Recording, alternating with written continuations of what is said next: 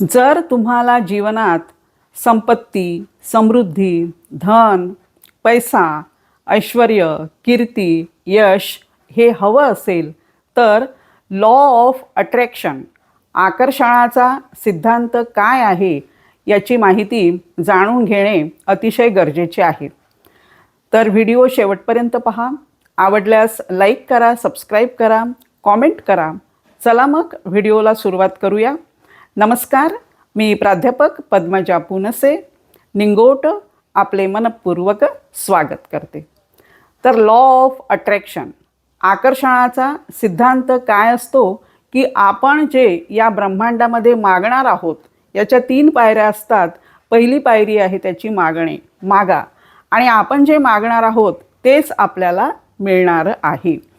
आपले जे विचार असतात ते एक अशी एनर्जी असते आणि अशी ते एक फ्रिक्वेन्सी असते, ते आपण ब्रह्मांडामध्ये सोडत असतो आणि तेच विचार मग तिथे प्रक्षेपित होत असतात.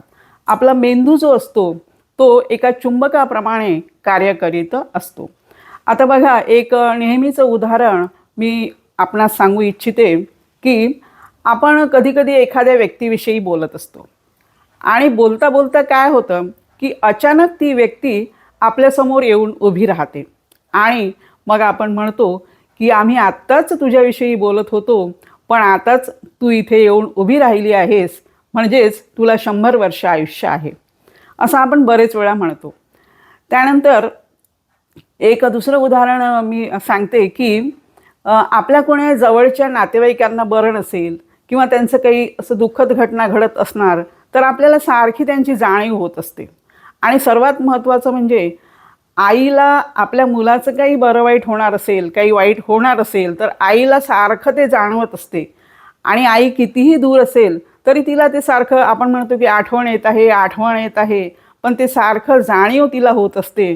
म्हणजे या ब्रह्मांडातील जे विचार असतात ते असे प्रक्षेपित होत असतात.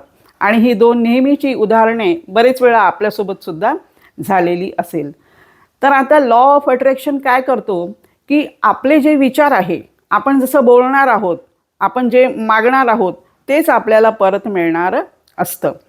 आणि आपला जो मेंदू आहे हा आपण म्हटलेला आहे की चुंबकाप्रमाणे तो कार्य करतो. आता बघा, एक बघूया आपण की मागे कोरोनाच्या काळामध्ये खूप लोकांनी कोरोनाची काळजी घेतली आणि मग आपण काय म्हणत होतो नेहमी की देवा, माझ्या घरात कोरोना येऊ नको देऊ, माझ्या घरात तो कोणालाही होऊ नको, माझ्या दारापर्यंत तो आला नाही पाहिजे. म्हणजे आपण सारखं काय म्हणत होतो की कोरोनाचा सारखा जप करत होतो. आणि असा हा जप करत असल्यामुळे आपले जे फ्रिक्वेन्सी आहे, जे आपण ब्रह्मांडामध्ये प्रक्षेपित होत होतं, आणि मग त्यामुळे काय होतं की तो कोरोना तुमच्या दारापर्यंत येऊन असा उभा राहतो. म्हणून तुम्ही नाही हा शब्द काढून टाकायला पाहिजे. कारण काय होते की नाहीनी काय होते की नकारात्मक भावना त्यामध्ये येतात. आता बघा, एक घडलेली म्हणजे गोष्ट तुम्हाला सांगते की माझा एक कलीग होता, अगदी म्हणजे 25 इयर्सचा वगैरे आहे तो, आणि त्याला बरं नव्हतं आणि मग त्याची तब्येत इतकी खालावली की त्याला व्हेंटिलेशनची गरज पडली. आणि नेमकं काय झालं की व्हेंटिलेशन 2-3 हॉस्पिटलमध्ये तिथे जवळपास अवेलेबल नव्हतं. पण मग आमचे जे दुसरे सर होते त्यांचा यावर फार विश्वास होता, लॉ ऑफ अट्रॅक्शनवर, आकर्षणाचा सिद्धांत.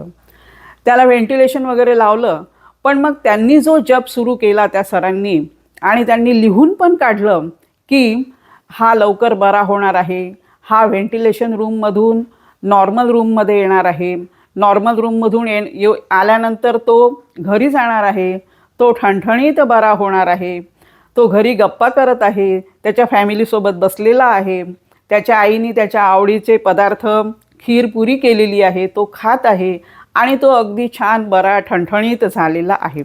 असं त्यांनी सारखं 2-3 दिवस लिहून काढलं आणि ह्या ज्या वेव्ज होत्या त्या त्यांनी अशा ब्रह्मांडामध्ये प्रक्षेपित केल्या आणि म्हणजे असं इन्स्ट्रक्शन दिल्यासारख्या केल्या.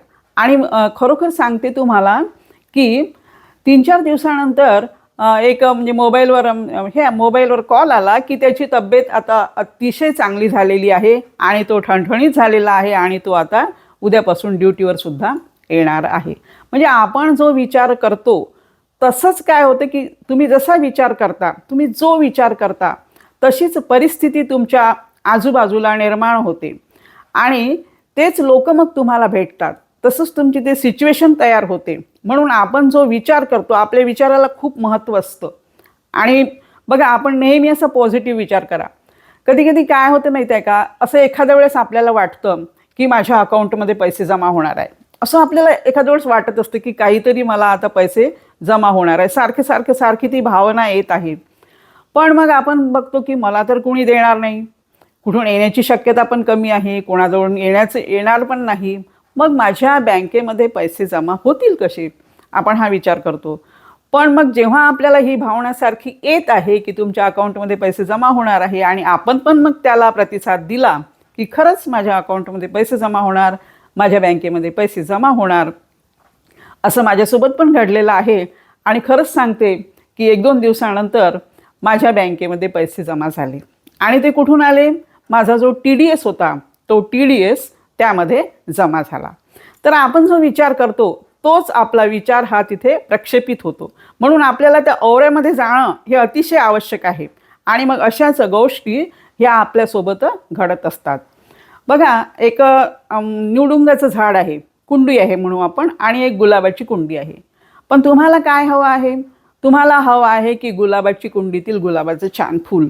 पण तुम्ही पाणी कुणाला घालत आहात, निवडुंगाच्या झाडाला. त्यामुळे काय होतं की ते निवडुंगाच्या झाडामधून सगळ्या निगेटिव्ह वेव्ज येतात. आणि मग तुम्हाला जे हवं असतं ते तिथे तुम्हाला मिळत नाही.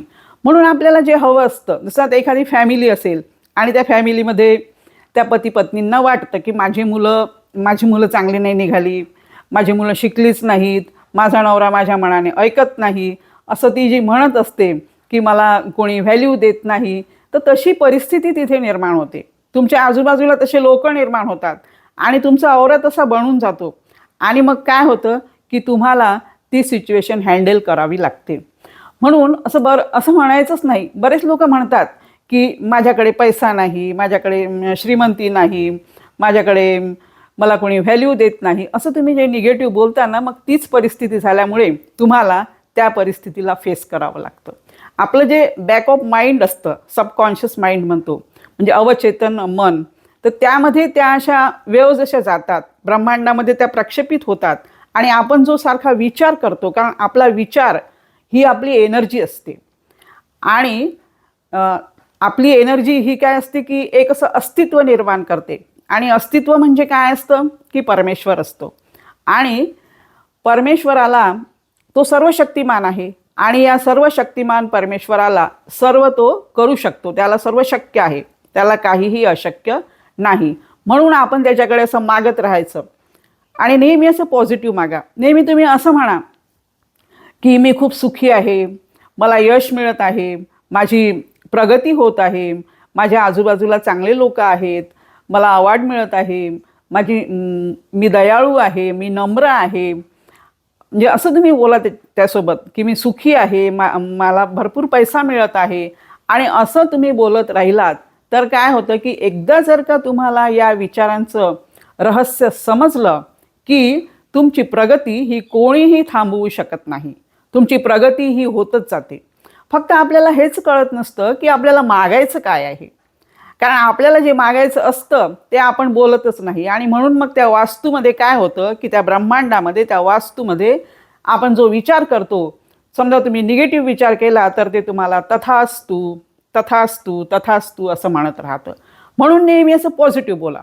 मी सुखी आहे, मी छान दिसत आहे, माझी प्रगती होत आहे, मला नोकरी लागणार आहे, मला पैसा मिळणार आहे, मी श्रीमंत होणार आहे, मी दयाळू आहे, मी नम्र आहे, मला सर्व लोक लाईक करतात. असं जर तुम्ही बोललं तर खरोखर बघा, हे जे एक विचारांचं रहस्य आहे, हे रहस्य जर तुम्हाला उलगडलं, तुम्हाला जर हे रहस्य तुम्ही जाणलं तर नक्कीच तुमची प्रगती 100% कोणीही थांबवू शकत नाही. आणि मग त्यामुळे काय होणार आहे की आपण जो म्हणतो की हा जो लॉ ऑफ अट्रॅक्शन, आकर्षणाचा सिद्धांत, हा खरोखरच ब्रह्मांड आणि आपल्या विचारांशी कनेक्ट असतो. आणि मग त्यामधून आपल्या ज्या वेव्ज जातात तसा विचारच करायचा नाही आपण, तसेच विचार, मग तशी परिस्थिती निर्माण होते. आणि आपल्याला जर ती परिस्थिती निर्माण करायची नसेल तर आपल्याला पॉझिटिव्हिटी ठेवणे अतिशय आवश्यक आहे. दुःख हे सर्वांनाच होत असतं, सुख दुःख हे चालूच आहे, येणं जाणं.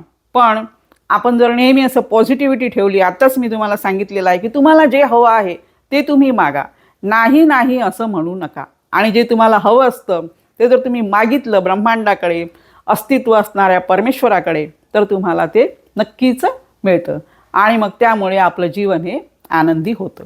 तर असेच हसत राहा, आनंदी राहा. पुन्हा भेटूया माहितीपूर्ण व्हिडिओसोबत. तोपर्यंत नमस्कार.